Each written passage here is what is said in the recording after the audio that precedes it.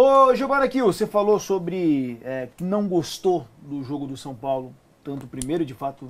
O primeiro foi bem ruim, acho que não tem o segundo o que abaixo. falar. E acho que, assim, óbvio que o torcedor de São Paulo tem que comemorar. E é difícil a gente pegar até campanhas de times campeões na Libertadores que foram campanhas irretocáveis, que foram campanhas do início ao fim, que foram sensacionais. Sempre teve ali um momento ali, talvez, de sufoco, de desespero.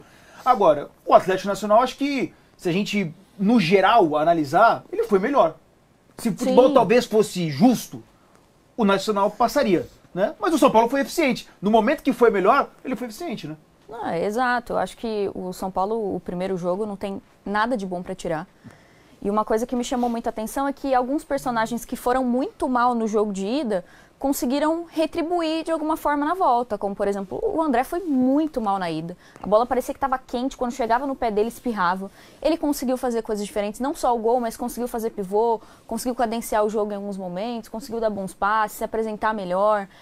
O Cédric, que foi mal também no jogo de ida, também teve uma atuação melhor, converteu o pênalti.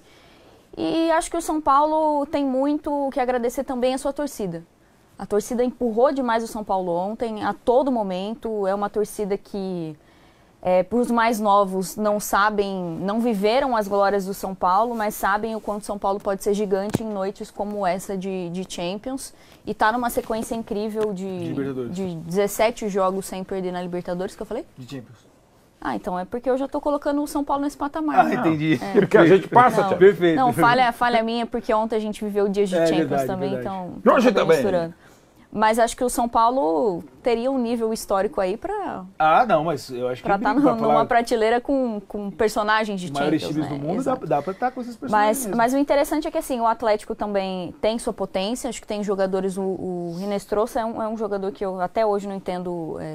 Tudo bem que tem todo o contexto de pandemia, mas poderia ter vingado, de fato, no Palmeiras, é um excelente jogador. O Morelos, assim, acho que fez uma das melhores partidas da vida dele ontem, foi bem, e foi um jogador que chamou muito o jogo para ele e fez a diferença pro Atlético Nacional, sofre o pênalti, pega a bola e converte.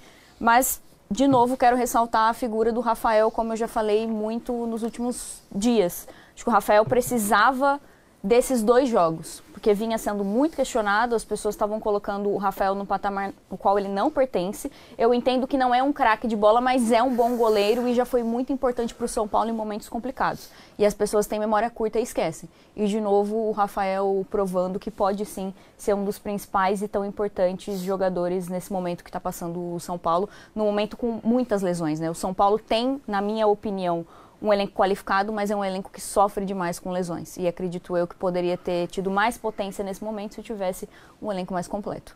E aí, ô Vitor Sérgio Rodrigues, o que achou da atuação do São Paulo? É pro torcedor ficar empolgado? É mais pro torcedor comemorar do que ficar empolgado? Porque aquele negócio também, numa dessas você é eliminado e fica, mas tá vendo, o time mereceu. Eu prefiro muito mais tentar consertar depois que conserta a classificação. Acho que é isso, né? O São Paulo, para ser campeão da Libertadores, vai precisar melhorar. Mas é melhor melhorar estando classificado do que melhorar pensando em 2026, né? Então, acho que isso tem esse ponto positivo, também não tem dúvida. Falamos aqui na semana passada sobre o futebol ser o único esporte coletivo que permite um time que teve muito menos volume de jogo sair classificado, e acho que foi o que aconteceu. O Atlético Nacional foi muito melhor que o São Paulo na Colômbia. Ontem, para mim, foi um jogo equilibrado.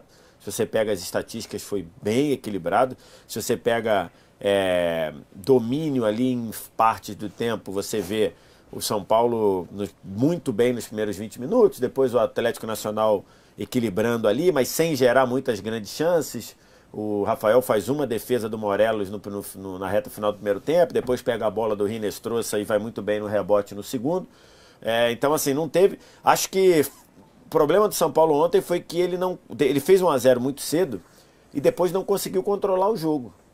Acho que a característica do Rodriguinho é um jogador mais de... Mas você achou que os caras baixaram a linha mesmo, um pouquinho? O próprio São Paulo? Eu senti um pouco, assim... Um pouco, talvez mas talvez, assim, o Rodriguinho é um jogador mais contundente, né? Não é um jogador de cadenciar, um jogador mais contundente. Acho que o São Paulo precisava ali ter um pouco mais de controle de jogo, que talvez não fosse muitas características, né? O Marcos Antônio também é jogador de infiltrar.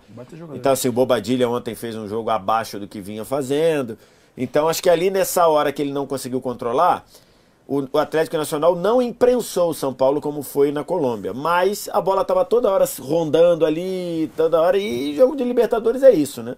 Jogo de Libertadores é assim. Foi um jogo muito de essência de Libertadores, né? Morumbi lotado, torcedor empurrando, torcedor acreditando, mas um jogo tenso, um jogo nervoso. E ali eu acho que depois do 1-1, quer dizer, acho que as mexidas do Crespo não foram tão legais assim. O Rodriguinho, quando saiu, eu não tiraria, porque o São Paulo estava mais para contra-ataque do que para... né? Então eu não tiraria o Rodriguinho naquele momento. E depois que toma o gol e fica com um a mais, na hora que ele bota o Ferreirinha, por exemplo, eu acho que era para tirar o Bobadilla. Porque o Atlético Nacional não ia ter aquela... Ia segurar.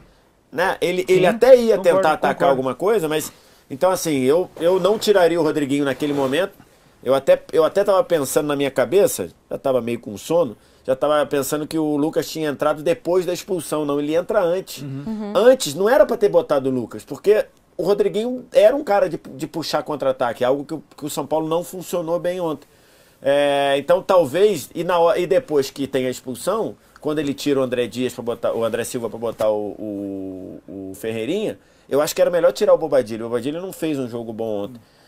Então, assim, não gostei muito das alterações. Talvez o Henrique devesse ter entrado antes.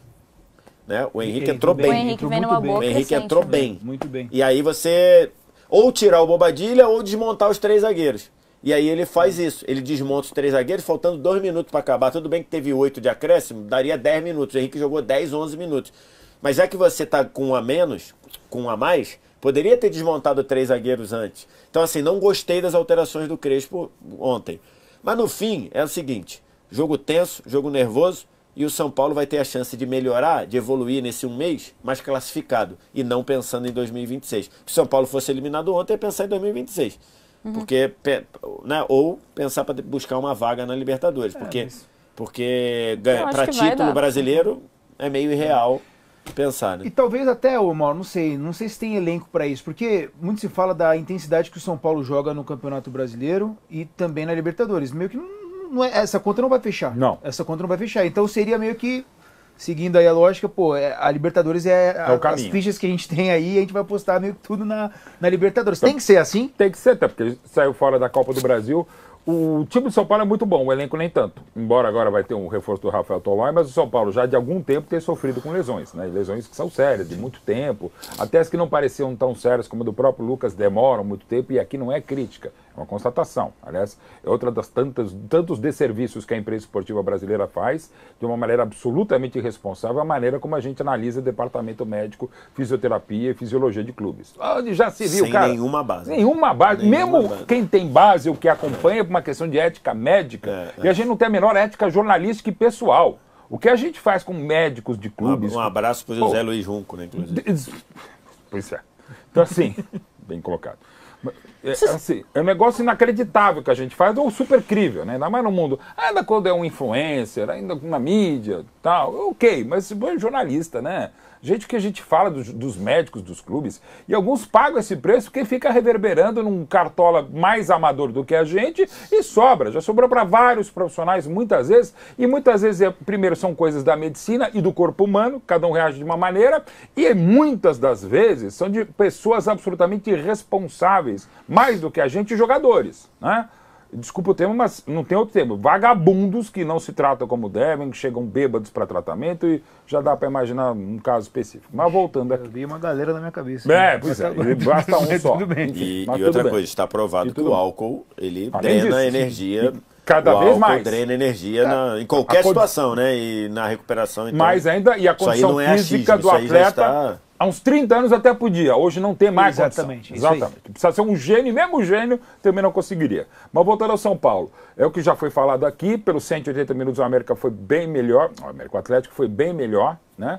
Mas, de novo, passou, e como você também destacou, primeiro a senhora sequência. O São Paulo pode bater o recorde de sequência de invencibilidade na história da Libertadores, já com os 17 jogos. Ah, mas perdeu nos pênaltis pro Botafogo. Sim, perdeu no ano passado e pro futuro campeão. E que campeão fez o Botafogo no passado? E com chances de ter ganhado, perdendo pênalti, inclusive no tempo não de bola rolando, mas no tempo normal do jogo, né? Perdeu o pênalti com bola rolando. Não, a bola estava parada, mas enfim, por óbvio, né? E mesmo assim não tão parado porque ela tem que sair do lugar da inércia. Mas assim, o São Paulo consegue resultados melhores do que encomenda de novo, e é o que está legal. De novo, um público fantástico no Morumbi, 57 mil pessoas, começa muito bem, se perde porque o time não perdeu para um time qualquer, é um time que tem história, né? E é bom time, inegavelmente bom time, então mais ainda para o São Paulo sair como saiu o São Paulino no Morumbi, o São Paulino de soltar foguete, como o nosso chumbador aqui, e outros que também, chumbador, né? E assim o pessoal até fala, pô, teve gente que, né, você contou agora a história, né, Chumbador, que tava com delay de televisão, tal, ouviu uns fogos, mas falou, não, isso é fogo de torcida que não tá secando, é fogo de torcida que tá celebrando e tem que celebrar. Agora tem muita coisa, ou algumas coisas para serem resolvidas. O São Paulo legal, beleza, bacana, mérito pro Rafael, como já foi destacado, essa informação é muito importante que a gente está colocando. Um canto errado em 8 cobranças, e olha, algumas ele foi muito bem, que foram muito bem batidas. Então, assim, 2, né? Ele só errou aqui bateu na quer dizer, até isso. Então, caminho é esse. Precisa melhorar, precisa, mas eu acho que com reforços, menos gente lesionada e com a astral, com a potência, estamos falando do São Paulo Futebol Clube e noite em Libertadores, pode sonhar com coisas melhores. Mas é pela Libertadores, não é pelo Brasileiro. Ô, Bess, esse ponto que o Mauro levantou é importante, né, sobre o adversário, porque eu não sei, né, se foi a questão financeira. Mas a gente criou aqui que no futebol brasileiro, todo time grande que vai enfrentar qualquer time de outro país, a obrigação é ganhar. A obrigação é vencer. O outro time é um lixo. A questão financeira do outro time não ajuda em nada. Não é bem por aí, né? Não é bem por aí, tudo bem. O Brasil está com 6 títulos seguidos de Libertadores, algo que nunca aconteceu. O recorde eram 4, todos do mesmo Independente, e depois aquela sequência de Inter, Santos, Corinthians e Atlético, né? Então o recorde eram 4 títulos seguidos e o Brasil está com 6, mas são situações difíceis, né? O Palmeiras cortou um dobrado para eliminar o River. Na Sul-Americana a gente não chega. O Flamengo cortou um dobrado lá atrás para eliminar o Emelec. O Fluminense teve que ganhar do Boca na prorrogação. Né? Então, assim, você tem ali algumas situações pontuais ali que geraram problemas, geraram dificuldade. Flamengo na final contra o River Plate. Então, assim, fácil acho que nunca é. O time do Atlético Nacional tem história, é um time bicampeão, já fez Inclusive final. São Paulo. Exatamente. Então, assim, é um time que tem história e é um time qualificado, como disse a Giovana. Então, assim, não dá para você achar e falar assim, não, o Brasil tem muito mais orçamento? Tem, mas isso não quer dizer também muita coisa. Isso não quer dizer muita coisa, né? Nesse aspecto, o futebol também é diferente. O time mais rico não quer dizer que vai vencer. Isso não é automático assim, mas e aí tem que falar, o Atlético Nacional é um bom time de futebol, É porque eu acho que é importante a gente falar, porque se criou aqui no Brasil nos últimos anos principalmente essa obrigação dos times brasileiros em vencer quando jogam. Por exemplo, se o São Paulo tivesse sido eliminado ontem, não seria vergonha, não seria vexame, não seria nada disso. A não ser que tomasse uma goleada, 5x0. No futebol que eu digo. Nos pênaltis ali, fosse 4x3 São Paulo poderia ter passado a vergonha no jogo de ida, pela circunstância, e não passou, 4x0, segurou e classificou e segue o jogo, gente. Os títulos recentes históricos, tem jogos que você é amassado mesmo, você passa e não sabe como. Na fase de grupos, o Atlético venceu todos os jogos em casa, mas perdeu todos os jogos fora. Né? Foi o primeiro gol, inclusive, né? Fora de casa. Primeiro gol fora de casa. Gol do Morelos. Impressionante. Louca. Agora, sobre o Rafael, a nossa produção colocou, o Giovana aqui, eu sei que é muito complicado a gente falar de idolatria quando não é o nosso time, a não ser que seja o seu time e eu não saiba, mas enfim, acho que não. Não sei, né? Mas assim, ele já começa a entrar de repente num patamar importante na história do São Paulo, já ou não? Já pra você que é torcedor do Juminha, ele é ídolo já? Ainda não.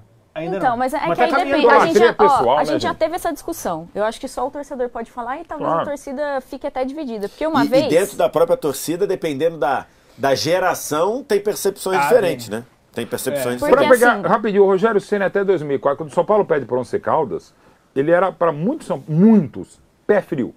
O Rogério Ceni em 2004, quando ele pede, nunca vai ganhar nada num nível, porque tinha ganhado como titular o Paulista de 98, o Paulista de 2000, tinha perdido a Copa do Brasil daquele jeito pro Cruzeiro.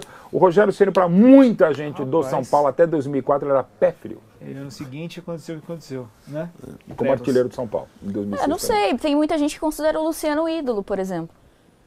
O cara do Você Chumbinho ali, considera o Chumbi? ó. O Chumbinho. Então, uma vez a gente teve essa discussão, porque eu falei, pra mim o Luciano não tem que ser colocado numa mesma prateleira do que um Rogério Ceni, que é ídolo. Entendi. Aí teve uma galera que não gostou, que vê o Luciano como ídolo. Na minha visão, se o Luciano é ídolo, o Rafael também tem que ser. Aí depende, Bom ponto. depende de que lado a galera tá dessa história, né? No meu escritório lá tem várias coisas de vários jogadores, de vários clubes, mas tem um pouquinho mais do Palmeiras. Então tem lá um quadro do Marcos. Ó, tem enquete pra galera votar se é ídolo ou não é, tá, o Rafael? Aliás, o maior que tem é um do Garrincha lá, inclusive. Sou apaixonado pelo Garrincha. Enfim, um moço de Pau Grande. Enfim, Quê? a cidade onde nasceu, o Garrincha. É originário. É que eu tô O lembrando moço de daquele pau vídeo. grande. Sabe aquele vídeo? Qual dedo, do Barbosa? O que Fabão? o que da Giovana foi... Então um pouco companheira. Não, Mas, e, aí enfim, fala, e aí falou um negócio de pau grande, eu lembrei do vídeo, fica estranho também, né? depende do vídeo. Não, é um monte de pau grande, Teve Magé e algum- tal. Teve algum programa que o senhor foi falar, ele falou, não falou pau grande, falou outra coisa. Aí corrigiram Tá, ele. mas ele é agora, segunda-feira com o Galvão também, mas enfim, né, pau grande, do terra do Barbosa, não sei como é que chama, mas enfim, mas E não quem deve ser. nasce lá é o quê? Desculpa, Hã? curiosidade. Quem nasce lá é o quê? Pica. Eu vou me procurar aqui, tá? Pau grandense, eu acho. Eu acho que é pau grandense, eu não ter procurado Eu isso aí. achei que o Vitor Lopes ia Kid responder Bengala, bem mas dotado. voltando. Bem dotado, pode ser também. Eu pensei o bem dotado, mas sei lá. Um abraço pro Kid Bengala também, que adora futebol e entende muito. Grande corintiano e grande fã do craque Neto.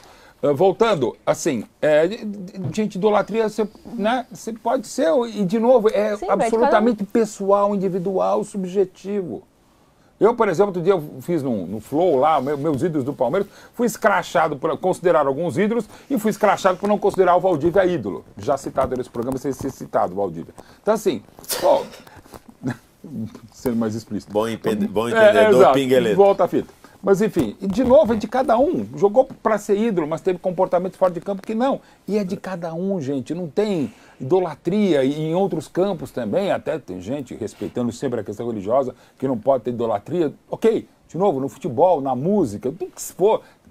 Na política, lamentavelmente, se tem muito. Então, assim, é de cada um. A resposta é absolutamente individual e pode mudar. Eu não gosto, como, por exemplo, até tem um dos grandes ídolos do meu clube, por razões ideológicas, políticas, o pessoal deixou de o idolatrar.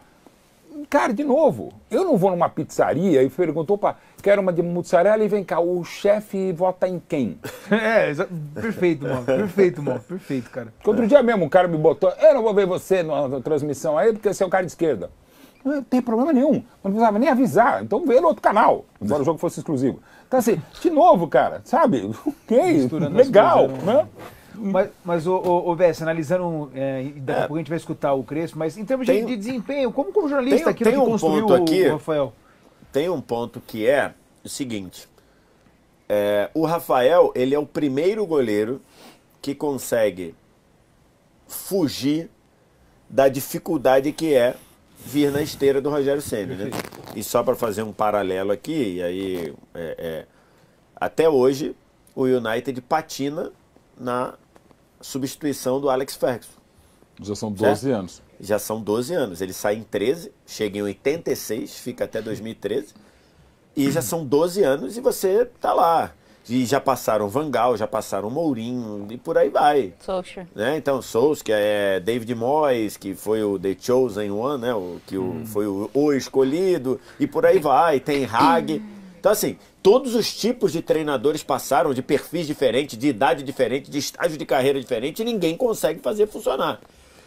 O São Paulo passou por isso ali. A substituição do Rogério Ceni foi muito traumática. Vários goleiros.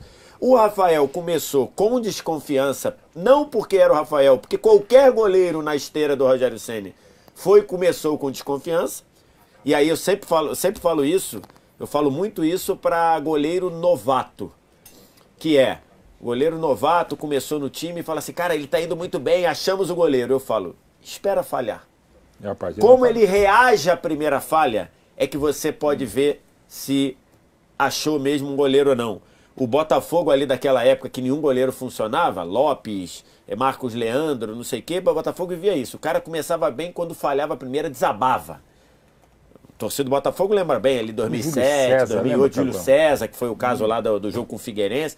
Era isso. E o São Paulo viveu isso também.